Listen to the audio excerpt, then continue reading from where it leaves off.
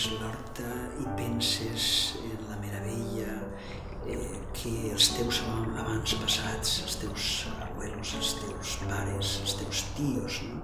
El treball meticulós dels teus, de la teua família, no?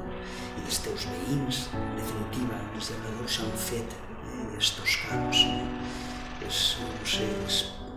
És la memòria, no?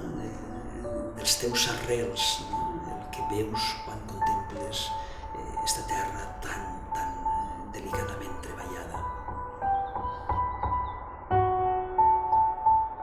Soc Joan Crespo, el xirivellà, per aquest malnom me coneixen ací al Racó de l'Anell.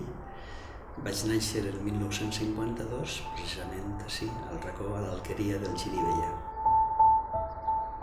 La vida a l'horta, per a un que no viu de l'horta, és extraordinària. És estar a la ciutat de València vivint al camp. Però per al que ha de viure de l'horta, les condicions han canviat molt. Malauradament, eixa horta feliç, eixa horta capaç de mantenir a famílies senceres, avui no és possible.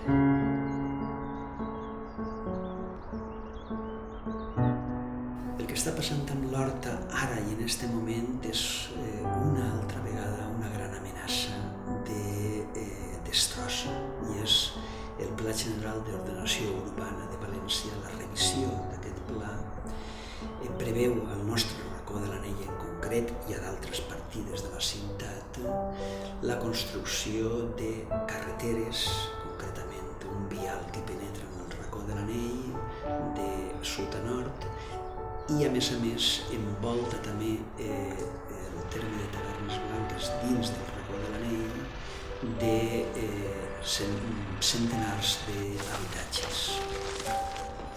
Una cosa són les paraules, les raons, i altra cosa són els fets.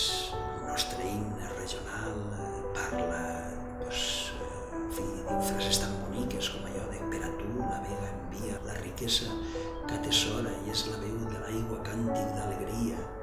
Bé, tot això està molt bé a nivell de paraules, però tot això, si després no té un reflex de respecte, de protecció, d'ajuda als que mantenen això, que són els llauradors, no serveix de res.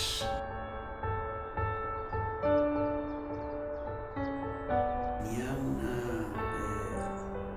cançó del Raimon que diu que algo així com a qui perd els orígens perd la identitat, no?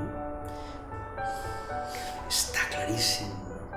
Si desapareix l'horta, desapareix una part identitària del nostre ser, no?